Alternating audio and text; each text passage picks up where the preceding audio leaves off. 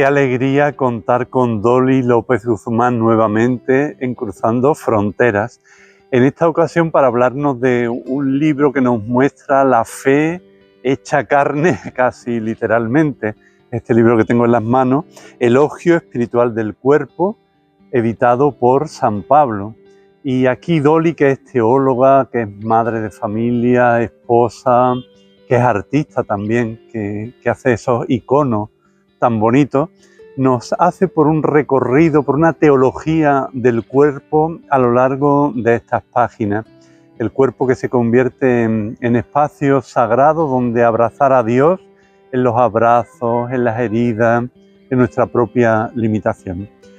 Pues nos quedamos con Dolly López Guzmán para hablar sobre este libro, Elogio Espiritual del Cuerpo. Qué alegría contar una vez más en nuestro programa con María Dolores López Guzmán, con Dolly. Dolly, bienvenida a nuestro programa. Hola, un abrazo muy grande, muchas gracias por estar contigo y compartir un rato contigo y con quienes nos quieran escuchar. Un placer muy grande. Bueno, tengo aquí tu último libro en las manos, Elogio Espiritual del Cuerpo, y yo creo que este libro surge después de una experiencia muy profunda, muy honda, muy personal, con motivo de la muerte de tu padre, ¿no es así? Es así, ciertamente. Es verdad, por un lado, que el tema de la corporalidad siempre lo he tenido yo a lo largo de mi vida muy presente. Como pongo un poquito en la introducción, porque de alguna manera, aunque es algo que nos toca a cualquier persona, porque somos una corporalidad andante espiritual, creo que las mujeres lo vivimos de una forma muy fuerte por el hecho de todos los ciclos que vivimos en la vida, ¿no? Sea la menstruación o en mi caso, por ejemplo, los embarazos, ¿no? La maternidad o después la menopausia, es decir, que la corporalidad está muy presente y te condiciona mucho la vida, las elecciones, tu calendario, en tu cabeza tienes un calendario según tus experiencias corporales. Y entonces es algo que tenía muy presente. Y esto es verdad que no lo puse, pero hubo una anécdota cuando yo hice los ejercicios en la vida ordinaria que coincidió con el hecho de que me quedé embarazada de mi primer hijo. Y entonces, bueno, estaba ya embarazada, pero quiero decir que fue creciendo en mí. Y entonces a partir del cuarto, quinto mes es cuando empieza a darte la criatura pataditas, ¿no? Las típicas pataditas que tú vas notando. Y me acuerdo que yo le compartía a quien nos daba los ejercicios, digo, oye, me distraigo mucho porque como me da patadas, pues estoy con la contemplación, pero mi mente se va a otro lado. Y me contestó una cosa que me ayudó mucho porque me dice, es que no tienes que rezar como un hombre, sino como una mujer y como una madre, ¿no? Y eso se me quedó grabado, me ayudó muchísimo. Yo creo que él no fue consciente de las consecuencias que tenía esa formulación. Y, y entonces yo siempre he tenido muy presente a lo largo del itinerario espiritual contar con mi cuerpo, con la corporalidad y ver qué me decía el cuerpo, ¿no? Porque algo de Dios transmite. Y tenía ganas hace tiempo de hacer una meditación o reflexión acerca de todo esto, pero de eso que notas dentro de ti que no ha llegado el momento, ¿no? Porque hay veces en la vida que puedes tener intuiciones, pero necesitas contrastarlas con la vida en toda su riqueza, buena, mala y regular. Y cuando va a cumplir 3 años de la muerte de mi padre, bueno, pues que estaba presente en el momento final, estaba yo presente en el momento final, pues aunque ya había tenido otras experiencias de muerte cuando tienes un afecto muy directo con la persona, ¿no? Un vínculo indisoluble, se carga de otros significados también, ¿no? Y entonces ese fue el momento y cuando ya he logrado elaborar un poco más ese momento, me dije a mí misma, es la ocasión para retomar este tema o para ya decir, me pongo con ello, ¿no? Así que... Y Dolly, ¿por qué crees que en nuestra cultura cuesta tanto reconciliar cuerpo y espíritu, materia y fe? Pues es una pregunta no tan fácil, ¿eh? Es difícil porque a lo largo de la historia creo que ha sido siempre una tentación, ¿no?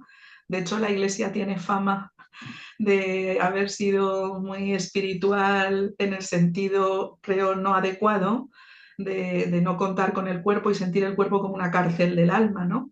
Y ahí está, por ejemplo, el San Francisco de Asís, que llamaba al cuerpo su hermano asno, pero por lo menos le llamaba hermano, ¿no? Pero con ese carácter un poco despectivo, ¿no? Y sin embargo, tenemos un pilar fundamental de nuestra fe, para mí, la espiritualidad en la que se enraiza el valor de la corporalidad es la encarnación, que la tenemos muy cerquita, ¿no? La encarnación nos dice, es el asombro que nos puede provocar el hecho de cuánto Dios valora algo que nosotros hemos despreciado tanto. Entonces creo que es una tentación a lo largo de la historia, desde las distintas filosofías a lo que queramos. O bien se enaltece el cuerpo, o bien se enaltece lo espiritual en detrimento de la corporalidad, como si no fuera algo que está muy unido, ¿no? Y nuestra cultura actual yo creo que es un poco esquizofrénica, es decir, y muy paradójica, muy de contrastes, ¿no? Porque por una parte idolatramos la corporalidad, ¿no? El culto al cuerpo es enorme, ¿no? Y en las redes sociales, las posturas de Instagram para sacar nuestro mejor perfil y todas estas, la cirugía estética, ¿no? Que está en un boom tremendo, incluso la gente se va a otros países para conseguir su mejor versión según sus ojos.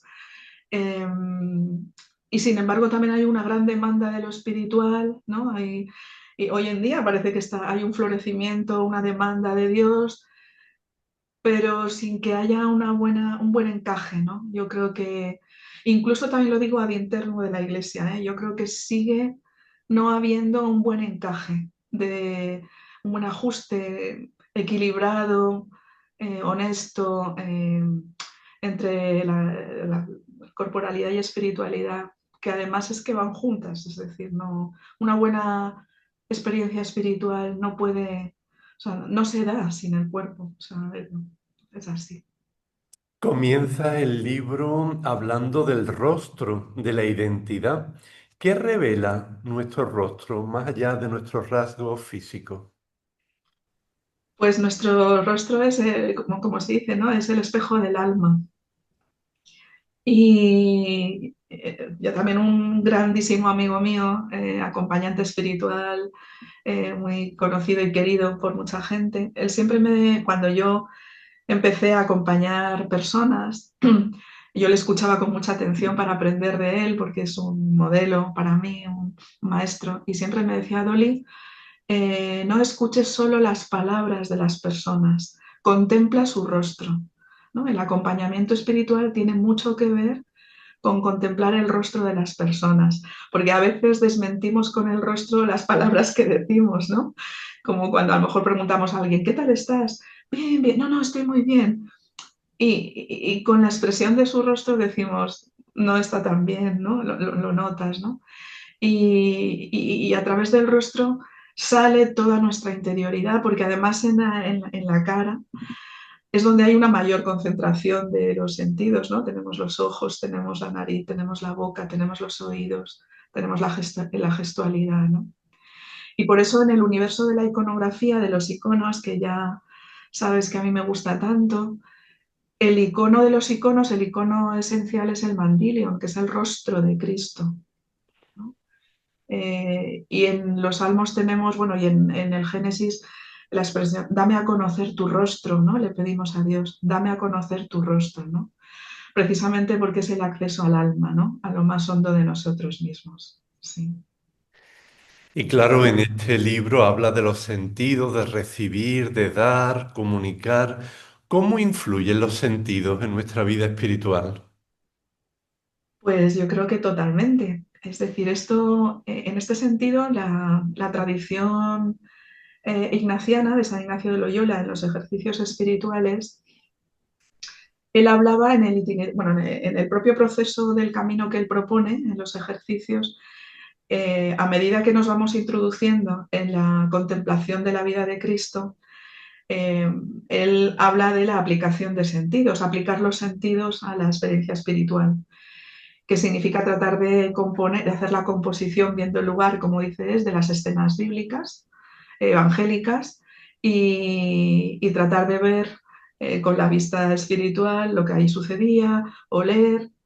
Y es decir, que hay un acceso a lo más profundo de la experiencia espiritual a través de los sentidos corporales, que son los que nos dan eh, la medida o la pista de cómo funcionan los sentidos espirituales interiores, ¿no? Es decir, que yo dentro de mí no veo las cosas como las veo con la vista corporal, pero sí sé reconocer esa dimensión espiritual porque veo físicamente, ¿no? Si no, no sabría, ¿no? Y nosotros recordamos las cosas y recordamos personas que ya no están haciendo memoria interior, que ya no la podemos palpar a la persona, pero tenemos eso impreso en nuestra alma, ¿no? Entonces es fundamental, por un lado. Y por otro, el hecho de que nuestro Señor Jesús, como ya he dicho antes, es que la encarnación es tan brutal, espiritualmente hablando, quiero decir que más espiritual o más hondo o más total que nuestro Señor Jesús no hay nadie. Y Él se encarnó y Él vivió su experiencia, su vida terrena con nosotros a través de los sentidos y a través de los sentidos, por ejemplo, realizaba milagros. Con la saliva tocó la lengua del sordo mudo o tocaba al paralítico para que se levantara o al leproso también, ¿no? Pero utilizaba los sentidos para sanar, para curar, para que los otros, para que el ser humano frágil tuviera experiencia de Dios, ¿no? Entonces aquí, claro, la clave es mirar mucho al Señor para aprender a hacer uso evangélico de nuestros sentidos, ¿no? Porque las cosas humanas siempre tienen esa doble ambigüedad de se pueden usar bien o se pueden cultivar mal, pero ahí tenemos a nuestro Señor que nos ayuda. También en este elogio espiritual del cuerpo nos habla del movimiento, de caminar, de bailar, de transformarse. ¿Por qué es tan significativo para la fe cristiana el gesto de levantarse? Bueno, ahí tenemos muchos textos bíblicos inspiradores para dar y tomar, desde el Antiguo Testamento hasta el Nuevo, ¿no? Eh, es como el levantarse tiene mucho que ver con ponerse en camino, ¿no? Con no instalarse.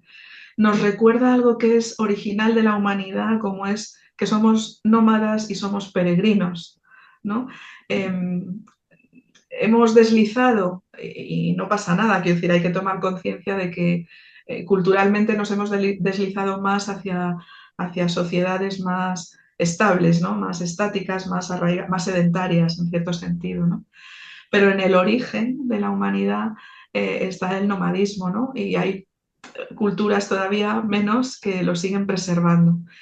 Y esto nos da una pista muy importante de lo que significa que el ser humano está llamado a la peregrinación continua, a estar en camino, a levántate y sígueme. O, por ejemplo, como decía antes, de la enfermedad de la parálisis, del estar quieto, instalado, del creer que no hay nada más, de encerrarte en ti mismo, bueno, pues justamente la curación es esas palabras performativas de Jesús, ese imperativo. A mí me gustan mucho los imperativos de Jesús. Levántate, ¿no? Levántate, sigue, camina, no te quedes instalado, ¿no? Y por eso el movimiento, recordar que nuestra corporalidad nos permite el movimiento, pues es muy importante. Y este movimiento físico, que a veces no lo podemos tener cuando nos hacemos mayores y empieza la artrosis y las rodillas, y cuando eres joven te puedes arrodillar o te puedes postrar y ya llega un momento en que dices, yo con estar en la silla ya tengo bastante, pero el haber tenido la capacidad de moverte o el haber visto cómo se mueve nuestro cuerpo, ¿no? Está el aparato locomotor que tenemos tan maravilloso, o una de las cosas tan bonitas que las madres y padres enseñamos a nuestros hijos es cómo celebramos cuando los niños de bebés se van incorporando y enseñarles a caminar. ¿No? Mira, mira, ya camina, ya anda, ¿no? Y es una celebración. Y nos permite muchas cosas movernos, ¿no? Encontrarnos, ir hacia otros, en fin, ¿no? Pero si no lo pudiéramos hacer físicamente, ya tenemos una memoria viva de lo que significa y poder hacer también ese camino de levantarnos, ponernos en pie, mirar delante y seguir al Señor, ¿no? Sí. Y cuéntanos también algo sobre la danza como metáfora espiritual. Wow, este es uno de mis puntos débiles porque desde pequeña me encanta bailar. Esto la gente no lo sabe, pero sí, me gusta mucho bailar. Eh, y además tenemos ese texto, ¿no?, de Éxodo 15, donde se dice, que es uno de los textos más antiguos, la celebración del pueblo de Israel después de haber atravesado el Mar Rojo, que la primera expresión orante fue la danza y la alabanza y el cántico, y ahí estaba Miriam, la hermana de Moisés, liderando un grupo de mujeres cantando, ¿no? Entonces, y bailando. O luego tenemos también el ejemplo de David, ¿no?, cuando acompañó el arca de la alianza y lo hacía danzando, ¿no?, y cantando, ¿no? Entonces me parece que eh, a mí me gustan mucho las expresiones corporales, que son, que nos permiten canalizar experiencias impactantes y desbordantes, ¿no? Una de ellas puede ser, por ejemplo, las lágrimas, ¿no? Se puede llorar de alegría también y de tristeza, pero físicamente hay un desbordamiento que no se puede expresar de otra manera y lo vemos, ¿no? Y la danza tiene mucho de eso, tiene mucho bueno, o sea, de expresar algo desbordante. Ahí también lo comparto y en algunos ejercicios espirituales, como tenemos evidentemente no me gusta que me miren, pero, pero como hasta el cuarto hay lugares así recónditos donde se puede expresar danzando algo que te desborda, ¿no? Y, y por ejemplo, los salmos, que son cánticos, al final los salmos se pueden cantar, vamos, de hecho su naturaleza es ser cantados. Eh, pues también podemos danzar. Es decir, un salmo puede ser una danza, que es una expresión de alabanza. O sea, danzar para Dios, es que me parece de lo más bonito que puede existir, dedicarle una danza de alabanza, ¿no? Eh, y siempre me han fascinado, es que todas las expresiones artísticas también me gustan. Y yo me enamoré un poco de la danza, digamos, como arte, de artistas que son bailarines.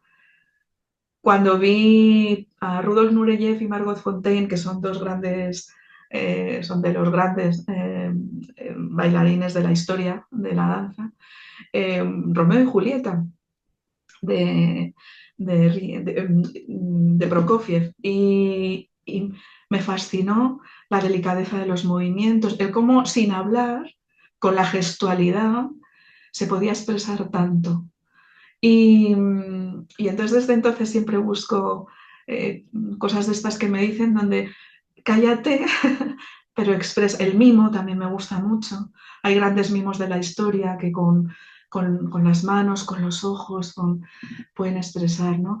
O Isadora Duncan, otra gran bailarina, decía que solo a través de la danza podemos también acompasarnos con el ritmo cósmico universal. Ahora que desde la Laudato Si tenemos más sensibilidad de ser respetuosos con la creación, bueno, pues el universo tiene un ritmo, está en movimiento continuo, ¿no? La Tierra está en movimiento continuo.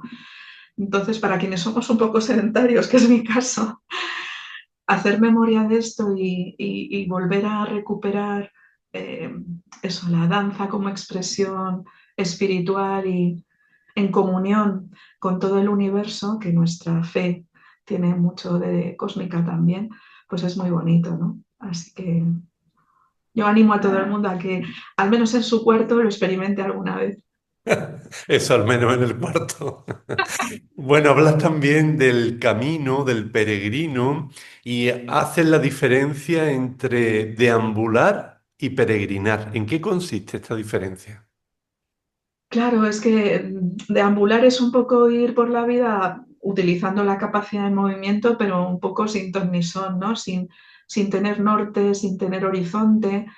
Vamos decidiendo según van viniendo las cosas sin más. Y es lo que le pasa un poco a nuestra cultura, que curiosamente, a diferencia, yo creo que esta es una gran diferencia de cambio de era respecto, por ejemplo, ya a nuestros padres y abuelos, el tema de las telecomunicaciones, ¿no? Y el movimiento, ¿no?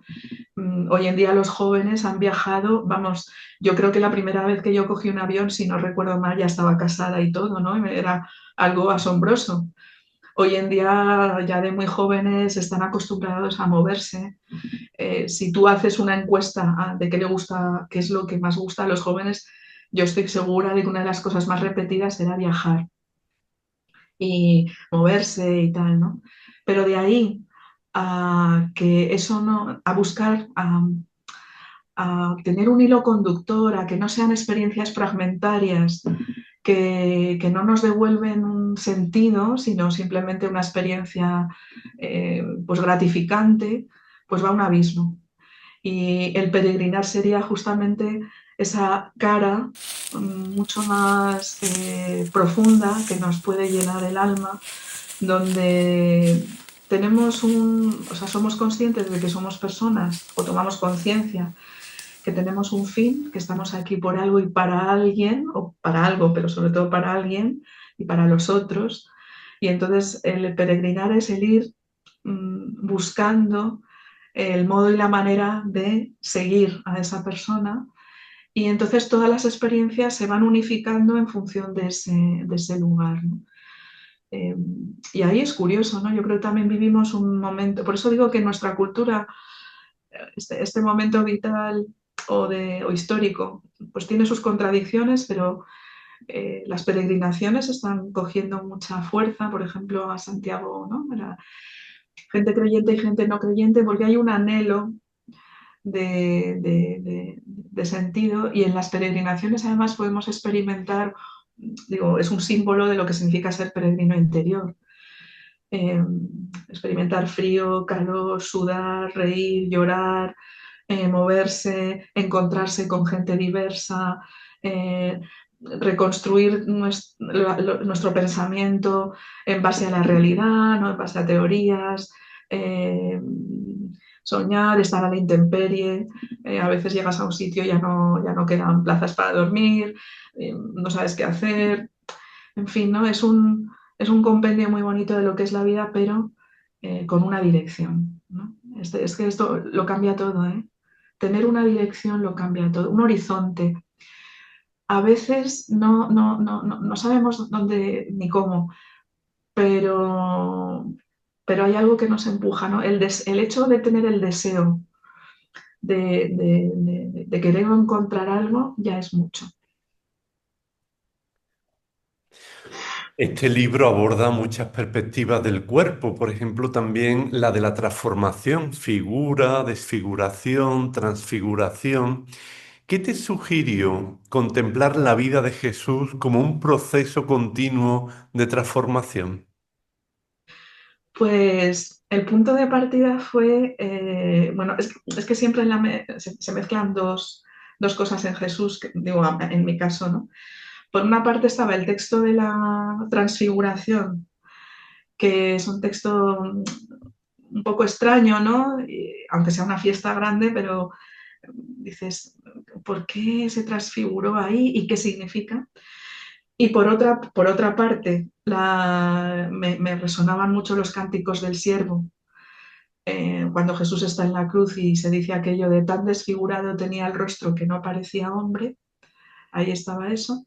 Y por otro lado, como madre, mi experiencia como madre, me, muy sensible a cómo los hijos van creciendo, ¿no? Y tienes a tu bebé y, como he comentado antes, luego van caminando, luego se van volviendo adolescentes, vas viendo las fotos, vas viendo cómo van cambiando, y luego ya, ¿no? Y de repente el que estaba en tu vientre tan chiquitito, de repente te saca varias cabezas y dices, pero ¿cómo es posible que este ser estuviera dentro de mí?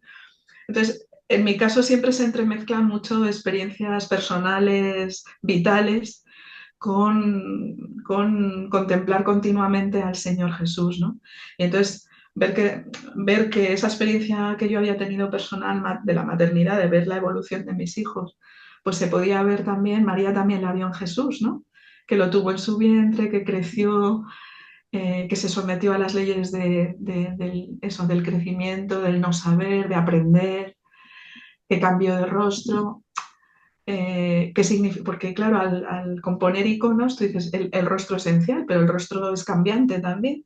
Entonces ahí, eso también me hacía pensar. En fin, es que es un cúmulo de experiencias en las que de repente hay un momento que al conectarlas todas, ¿no? Es que tú vas teniendo las experiencias y de repente las conectas todas y vas mirando y dices, aquí hay algo importante, vital, existencial, que nos está transmitiendo el propio Jesús con su propia vida y que dice mucho de nuestra vida, que es eso, tenemos una figura delimitable, pero que va cambiando con el tiempo. Y luego con esta pregunta que yo creo que nos hemos hecho casi todos o muchos, ¿no? En conversaciones de estas de familia, de comunidad, de amigos, y cuando nos muramos en el cielo y en la otra vida, ¿cómo seremos, no? Y seremos como de mayores, o seremos como de niños, o nos reconoceremos, o estas preguntas que también surgen, ¿no? Igual que, y entonces me di cuenta de una experiencia muy aparentemente tontorrona, pero que cuando te vas haciendo mayor pasa, que es estas convocatorias de reuniones de promociones, ¿no? Yo que ya tengo 60 años, pues de vez en cuando recibes correos, a ver si nos juntamos los de la promoción del año 80 y da tantos del colegio. Y han pasado ya pues 40 años o 50 o 25 o 30 de la salida de la universidad o tal, ¿no? Y entonces ves a personas que hace 30 años que no ves. Y, y ya por dentro te vas preparando diciendo, ya verás, no me van a reconocer. Y te encuentras y efectivamente hay gente que dice, ¿y tú quién eres? Y yo, sí, soy tal, que me sentaba en la parte de atrás. ¿Cómo has cambiado? No sé si para bien o para mal. Y al mismo tiempo tú dices, ya, pero soy la misma, ¿no? No es lo mismo, pero soy la misma. Igual que nuestro Señor, el resucitado, es el mismo que el crucificado y el mismo que fue un niño en Nazaret, pero no es lo mismo. Entonces la vida tenemos una figura que se va transformando, que a veces se puede desfigurar, como le pasó a Jesús en la cruz, pero que está llamada a transfigurarse, es decir, a transmitir con esta figura que tenemos la mejor versión de lo que somos, ¿no? Y esa desfiguración, o sea, me detengo un poco en la desfiguración porque no es tan fácil a veces de recorrer. Nuestra cultura también tiene aquí contradicción, ¿no? A Jesucristo le desfiguraron el rostro con la violencia, pero sin embargo su rostro podía seguir transmitiendo el amor de Dios, ¿no?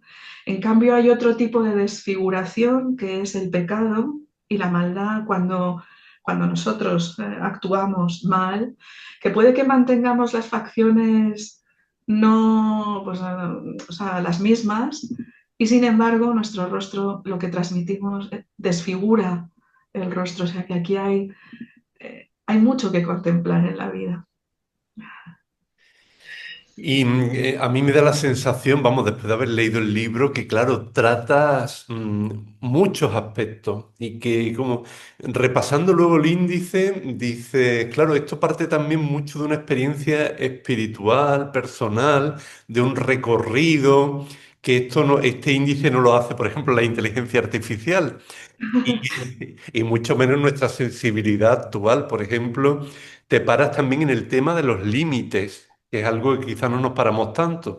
¿Por qué aceptar los límites nos hace más libres espiritualmente? Pues bueno, antes de contestarte, te agradezco mucho ese comentario acerca de lo de la inteligencia artificial, porque yo creo que con las reservas que podemos tener, ¿no? Y que se nos despiertan y la preocupación con esto de la inteligencia artificial, que parece que puede sustituirnos, me alegra que en el libro, ya que lo has leído, se pueda percibir que efectivamente nace de una reflexión, evidentemente, pero sobre todo de una experiencia. Y que eso nos anime a todos a que efectivamente el ser humano es insustituible, ¿no? Creo yo, ¿no? pero para eso hay que pararse y contemplar y meditar. La experiencia de los límites es una experiencia fundamental, espiritualmente y humanamente hablando, ¿no? En todo el orden de cosas, porque precisamente la cantidad de medios que tenemos a nuestro alcance nos hace tener la idea equivocada y que además termina frustrándonos, de que llegamos a todo, de que llegamos a todo. Y aquí el cuerpo es un gran avisador, por eso hay que incorporar, y nunca mejor dicho, incorporar y escuchar a nuestro cuerpo, que escucharlo no es solo cuando a veces tenemos un dolor o un algo que nos dice hasta aquí, ¿no? Sino contemplarlo, la realidad que es. Y porque nos dice lo que somos, ¿no? En parte lo que somos. Y tomar conciencia de los límites es una ayuda para la experiencia espiritual propia y la de otros, para las demandas también que nos pueden hacer otros, ¿no? Y, y evidentemente hay un límite corporal, quiero decir, la piel y hay un contorno que podemos dibujar, ¿no? Esto que también a veces hacemos mucho en la escuela, con los niños o en casa, ¿no? Que les ponemos la manita en un papel y decimos, vamos a dibujar las manos, ¿no? Y cogemos un lápiz hacemos así y dice, mira, esta es la mano de fulano, de Marta, de María, de Mateo, yo qué sé, de Juan, de Luis, y está delimitado, ¿no? Es decir, nuestro cuerpo nos ayuda a entendernos como seres con límites, ¿no? Porque nuestro cuerpo es limpio, o sea, tiene un contorno claro, ¿no? Y, y esto nos vincula a una experiencia espiritual que la vida consagrada ha incorporado a través de los 3 votos, como es la pobreza, que nos ayuda a recordarnos que no solo el hecho de tener menos medios, ¿no? O sea, de la pobreza material, sino estos límites a la hora de no llegamos o somos hasta aquí. Y eso es maravilloso porque precisamente por ser limitados eh, podemos esperar de Dios todo, ¿no? Es decir, y la experiencia de Dios tiene que ver con el hecho de poder reconocer su presencia, porque ya que yo soy tan pobre y limitado, esto que ha sucedido no hay otra opción más que atribuírselo a Dios.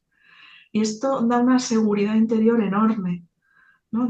Igual y a los otros los tenemos que acostumbrar, igual que nosotros hacia otros, esto siempre es recíproco, de cuidado con las demandas que hacemos, tanto propias como a otros, que no se muevan en la comprensión de que somos limitados, ¿no? Primero porque nos vamos a romper en el camino. Segundo, porque comprendernos en los límites hace que de verdad nos movamos en la confianza en Dios. Y tercero, porque lo que salga, entonces diremos, luego esto es de Dios. Ha habido un capítulo también que me ha gustado mucho, el del cuerpo compartido, que es un capítulo muy bello. ¿Qué lugar tiene el cuerpo en el matrimonio cristiano? ¡Wow! Yo siempre, una de las inquietudes o deseos o intereses que he tenido siempre ha sido tratar de conocer el corazón de la vocación de cada vocación en nuestra querida iglesia, ¿no? Y claro, cuando yo estudié teología, en mi caso, en mi tiempo, hace ya pues 30 años o más, madre mía, eh, pues la mayoría de mis compañeros eran religiosos, religiosas eh, y eso, ¿no? Entonces yo siempre preguntaba, bueno, ¿y tú por qué has optado por la vida consagrada y tal, ¿no? Entonces la respuesta habitual, que sigue siendo habitual, es pues para seguir a Jesús de forma radical, ¿no? Y yo siempre les decía, pero eso también lo quiero yo. Eh, y entonces yo me quedaba rumiando y digo, aquí lo importante es que hay un eje transversal que compartimos todos, que es el seguimiento de Jesús, ojalá que de la forma más radical posible, y luego tratar de descubrir entre todos, conociéndonos mutuamente, cuál es la riqueza o el matiz que cada vida, cada estado de vida expresa, no de forma excluyente, pero sí de forma que lo subraya un poco más, que es una memoria viva para cada uno de nosotros. Y ahí voy a cómo, por ejemplo, en el matrimonio, que por eso es un sacramento, el matrimonio cristiano, creo que la dimensión de la comunión, comunional, no hay ninguna otra realidad humana, es que no la hay, y si no que venga aquí alguien y me lo acepto o enmienda esta expresión, a esta afirmación. No hay ninguna otra realidad humana que exprese mejor, de una forma tan potente, en lo que es la comunión radical de nuestro Dios, ¿no? Por eso es un sacramento. Los sacramentos son realidades que la Iglesia reconoce en donde hay algo del misterio de Dios que se expresa con una virulencia o potencialidad o radicalidad como ninguna otra, ¿no? Por eso ahí tenemos, son tan importantes en ese sentido. Luego ya a nivel personal podemos ser mejores, peores, ahí no está sino el hecho. Y claro, ¿por qué? Porque en el matrimonio eh, somos dos personas con una llamada donde el Señor llama a cada uno de forma personal en una vocación coincidente, que tiene que coincidir, es un milagro, la verdad, que dos personas coincidan con una llamada personal, pero única, conjunta, para ser una sola carne. Que esto ya los padres de la Iglesia llamaron la atención sobre que no se dice que somos una sola alma, sino una sola carne. Y entonces es una unión absolutamente radical, por eso, porque es en cuerpo, en alma, en proyectos. Y cuando ya además tienes hijos y Dios concede el regalo de los hijos, no hay nada que una a dos personas o sea, de esta manera, ¿no? Que fruto de un amor, de una forma también carnal. Quiero decir, un hijo es una persona en cuerpo y alma también, ¿no? Entonces, eh, más allá de la sexualidad, del ejercicio de la sexualidad, que también es otra expresión física exclusiva en este caso, ¿no? De esta radicalidad, ¿no? Pero es la totalidad, para mí lo importante es la totalidad, ¿no? De compartirse de esa manera, ¿no? Entonces, eh, la, la comunión en la iglesia, que es un radical para todos los fieles, creo que tiene en el matrimonio un lugar donde mirar para entender de qué radicalidad estamos hablando. O sea, no que nadie pueda vivir la comunión entonces, no, sí, por supuesto que sí, pero tenemos un lugar, por eso es un sacramento, donde nos dice hasta dónde es nuestra fe y el amor de Dios. Por eso el ejemplo o la inspiración es cómo Cristo ama a la iglesia o cómo ya ve a su pueblo. Cristo se ha dado en cuerpo y alma a la humanidad, ¿no? Y se ha unido a ella en cuerpo y alma totalmente, ¿no? Entonces, bueno, pues por eso. Y bueno, yo le doy gracias a Dios por esta vocación, sí. Dedicas un capítulo al dolor corporal y al dolor interior. ¿En qué se parecen y en qué se diferencian?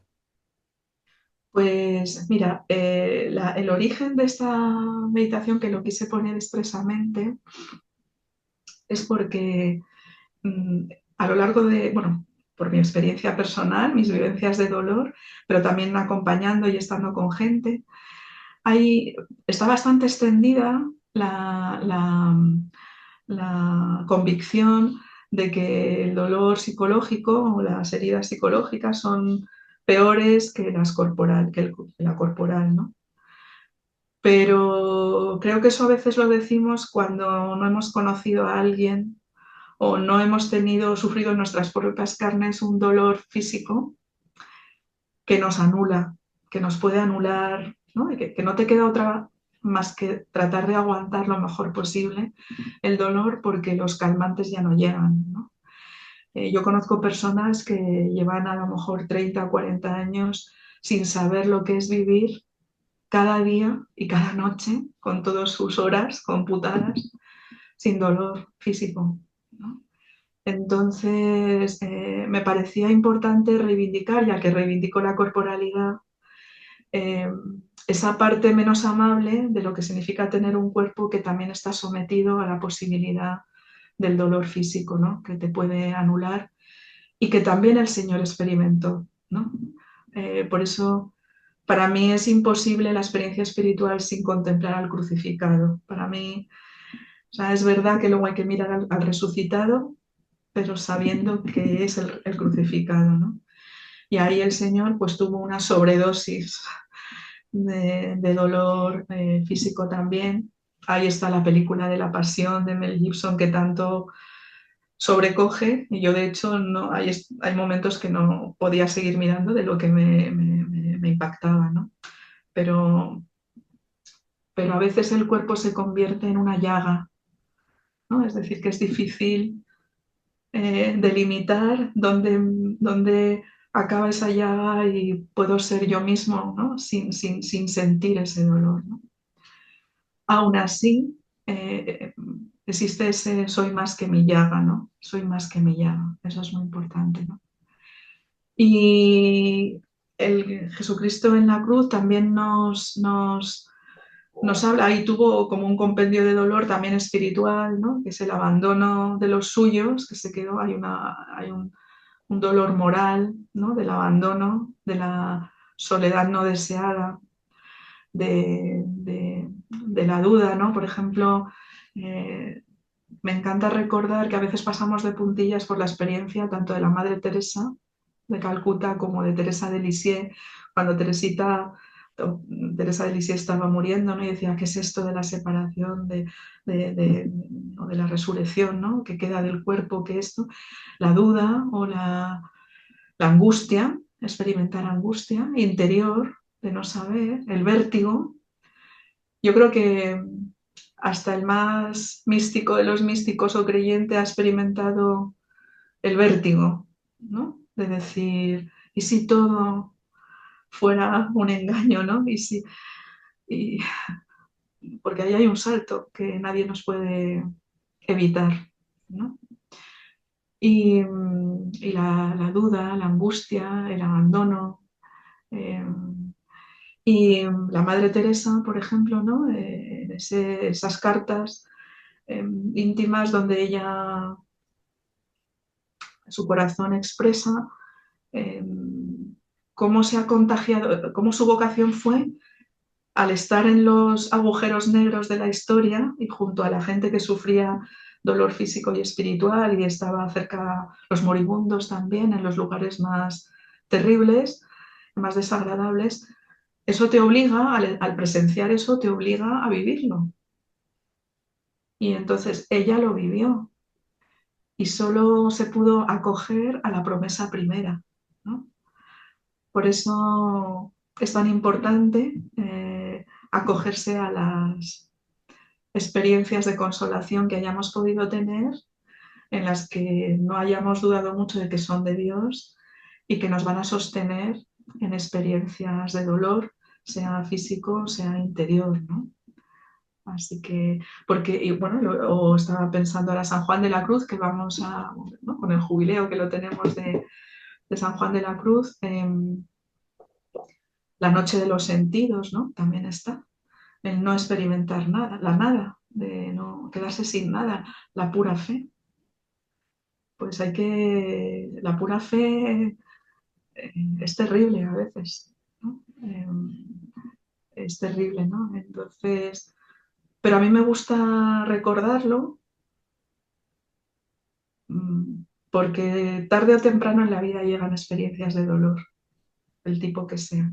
Entonces, no me siento en sintonía con una sensibilidad de la fe en la que siempre estamos, qué bien todo y qué bueno es Dios y todo fenomenal. Sí, pero la vida es la que es y es dura. Y precisamente una fe que atraviesa o que atraviese, que tenga en cuenta, sin rodeos, sin, sin, sí, sí, sin rodeos, o sea, de frente, que lo acoja. El dolor físico en su máxima expresión y tormento, porque es un tormento, ¿no? Y escuchar gritos de personas que no pueden más, ¿no? Y el otro también, ¿no? Acogerlo, ¿no? Y no escatimar, o sea, no, eso, no pasar de largo, no negarlo, no... Pues me parece que eso da una hondura a nuestra fe que, no, que la hace no equiparable a ninguna otra cosa y que hará que esa alegría que tanto anhelamos no sea realmente honda, no se quede en lo más superficial. Y ahora, bueno, tú ya lo sabes porque has estado varias veces aquí en el programa, te hemos preparado una pregunta sorpresa que te la realiza desde aquí, desde Roma, nuestra hermana Noemí García Carlos, que se ha leído el libro y que también aborda un asunto que es muy próximo a nuestra espiritualidad de los Sagrados Corazones. Así que la escuchamos. Hola María Dolores, encantada de colarme por aquí para poder lanzarte una pregunta. Hola Fernando, gracias por la invitación una vez más a este bonito programa de Cruzando Fronteras. Y la pregunta, María Dolores, que me sale después de leer tu libro es la siguiente. Nosotros como hijas e hijos de los Sagrados Corazones nos deleitamos, miramos a menudo el corazón traspasado de Jesús, ¿no? Su costado abierto es una contemplación recurrente en nuestra espiritualidad y estamos invitados a mirar ahí todo el amor y todo el dolor, que dirían nuestros fundadores, ¿no? Tú en tu libro, cuando te refieres al cuerpo de Jesús, nos haces la invitación de mirar el costado abierto desde esa experiencia que hace el encuentro con el resucitado, ¿no? El cual muestra sus heridas y desde ahí tú explicas, creo que son unas 4 razones por las cuales mirar desde la vida resucitada de Jesús las heridas del crucificado y las muestras físicas, ¿no? La pregunta que me nace es ¿cómo nos ayudarías a que la alegría por el encuentro con el resucitado no nos aparte la vista de esa parte física, de ese dolor que también une, nos une de una manera tan importante el que mirar al resucitado es no olvidar al crucificado y viceversa, ¿no?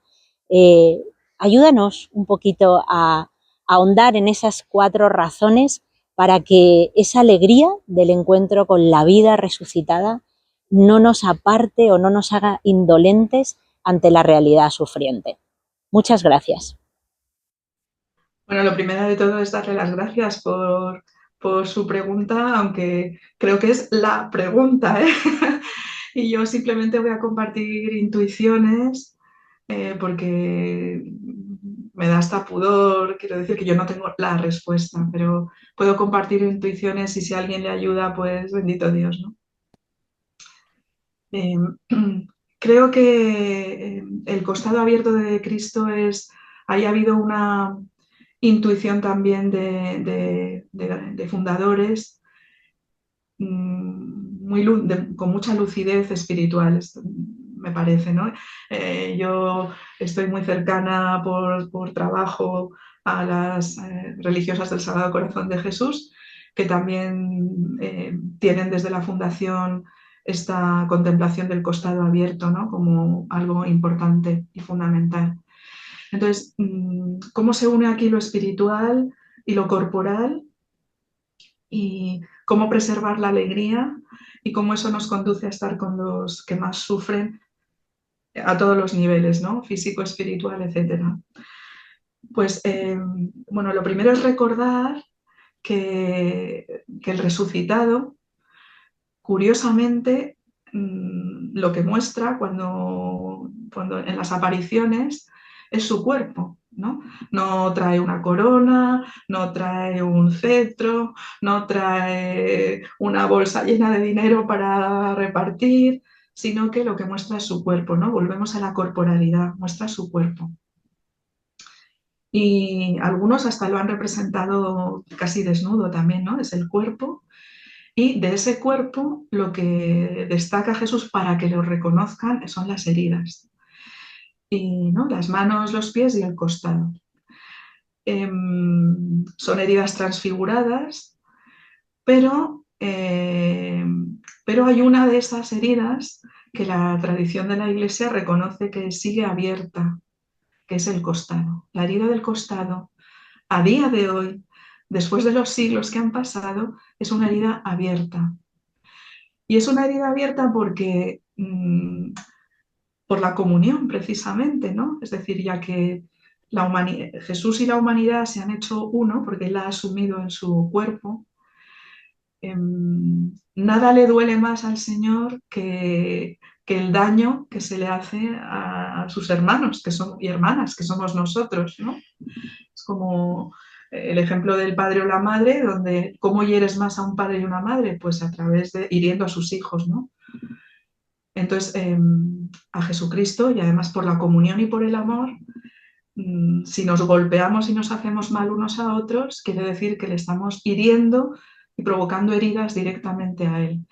Y su costado abierto es la expresión corporal, espiritual y de todo tipo que nos hace ver que todavía hay heridas abiertas porque todavía a día de hoy hay gente que está sufriendo el golpe del mal y tiene el rostro desfigurado por los golpes que les dan otros o por las enfermedades, ese dolor inaguantable, por lo que sea, ¿no? Entonces, en su costado está cobijado el dolor del mundo. Bueno, pues si somos seguidores de Jesús, lo que un seguidor de Jesús va, yo creo que va deseando, cuando tienes un poquito del horizonte de seguir, yo quiero seguirle a donde sea y como sea, pues en el camino, en el peregrinar, se va purificando, se van purificando los deseos si de verdad ese preeminente de seguir al Señor es auténtico. Y entonces todas las ideas del heroísmo, de la cruz, todo ese no tener en cuenta la pobreza y los límites, todo eso se va ubicando hasta que nos queda el, mira, Señor, por ti lo que sea. Y entonces el por ti lo que sea ya no es tanto un movimiento personal, sino ¿dónde quieres tú que yo esté, Señor? ¿No? Y si nuestra vocación, bendita vocación, la de aquellos, para que sois los de los Sagrados Corazones o de mis hermanas, por ejemplo, bendita vocación la de aquellos a los que el Señor os ha llamado o nos ha llamado a estar en su costado. Es decir, de todas las posibilidades que hay en el seguimiento de Jesús, hay muchos lugares, y todos legítimos y todos evangélicos. Pero hay un lugar que creo yo que es preferente, que es acompañar al Señor, como lo que le he contado antes de la Madre Teresa de Calcuta, a aquellos lugares donde hay mayor dolor, mayor sufrimiento, para intentar aliviar las heridas de la humanidad y que queden cobijadas en el cuerpo de Cristo. Entonces, lo que en primera instancia es una experiencia dura, porque va a significar contagiarse y empaparse y llorar y llenarse de las lágrimas de estar cerca de aquellos que lloran, ¿no? O de aquellos que sufren. Una no se queda impasible cuando ves a alguien gritar de dolor, o no te quedas impasible cuando a alguien le matan y se queda solo, y cómo acompañar a una persona que tiene que vivir con esa realidad, ¿no? Tú lloras, tú sufres, o sea, estar en ese lugar es una exposición al sufrimiento con el que vamos a convivir y que se va a empapar nuestro ser de dolor. Pero hay un consuelo muy inefable o muy difícil de expresar hasta que no se experimenta, que es llegar a poder formular pero creo que no hay mejor lugar en el mundo que este, que es el privilegio que me ha concedido Dios de poder estar en un lugar donde puedo ayudarle y estar con los que más sufren, ¿no? Entonces son lágrimas que sin embargo preservan en las tripas más hondas un consuelo que no es el de jiji jaja, ¿ves? Por eso cuando antes decía, es un consuelo que nace del amor, o sea, de poder acompañar, del privilegio de acompañar al Señor en un amor tan grande y de la posibilidad de conocer mejor cómo es el corazón de Dios, ¿no? Es decir, o sea, y tú siendo quien eres, has elegido estar ahí, me dejas estar ahí contigo, quieres que te ayude en esta misión, en este lugar, no encuentro un lugar mejor. De tal manera que yo creo que a lo largo de la historia, pues muchos creyentes y quienes tenéis esa vocación o tenemos, pues es una escuela de amor, ¿no? Y es una inspiración de verdad muy grande, ¿no? Y ahí es donde encuentra sentido el decir, "Jo, pues tiene el costado abierto, ¿no? Menos mal que lo tiene abierto y que nos podemos cobijar en él". Agradecemos mucho a Noemí su presencia en el programa y también esta reflexión que nos hacía a raíz de la lectura de tu libro. Y tenemos que ir terminando, Dolly, tenemos que ir cerrando esta entrevista. A mí me gustaría hacerlo con una aproximación a cómo podemos reconciliarnos con nuestra propia carne, cómo vivir reconciliados con la carne. ¿Qué prácticas sencillas nos ayudarían a reconciliarnos con nuestro cuerpo en lo cotidiano, en nuestra vida de cada día? Pues lo primero de todo es tomar conciencia, o sea, para poder hacer pequeñas prácticas, es tomar conciencia de que vamos a vivir más contentos, más esponjados, que si no nos detenemos a valorar nuestro cuerpo, nos estamos perdiendo una riqueza y un recurso más para vivir mejor y para acercarnos a Dios o descubrir a Dios, ¿no? Eh, luego en la vida cotidiana, eh, expresarnos utilizando la corporalidad también en el ámbito, voy a decir, en el ámbito espiritual, entre comillas, en la oración, por ejemplo, ¿no? Hacer gestos orantes que si no tenemos palabras, tenemos gestos. Y eso es precioso. Y en la vida, digamos, de casa, por ejemplo, hacer tonterías. A mí me encanta hacer tonterías, como por ejemplo planchar, ponerme música y mientras plancho bailo, porque, porque así se me hace más liviano. Algo que es como muy frustrante cuando veo la pila de ropa, ¿no? Después también tratar de expresarnos corporalmente cuando nos relacionamos con los demás. O sea, no olvidemos eh, darnos un abrazo o darnos un beso o mirar, utilizar los sentidos. Utilizarlos, o sea, detenernos. O sea, la palabra que a mí me sale es detenernos. Detenernos a decir qué estoy haciendo, a quién estoy mirando, qué estoy mirando, qué estoy escuchando. Pues esto no merece la pena, lo corto. ¿No? Es como focalizar en los sentidos me parece muy importante porque es la parte, digamos, más espontánea, natural de nuestro ser y menos controlable. Por ejemplo, si yo voy a un sitio, yo voy por la calle y veo un callejón donde huele a orines y huele mal, mi gestualidad, por mucho que yo intente decir no quiero pasar, o sea, hay algún indigente o lo que sea, es, ¿no? Hago esta expresión y cruzo, ¿no? Porque huele mal.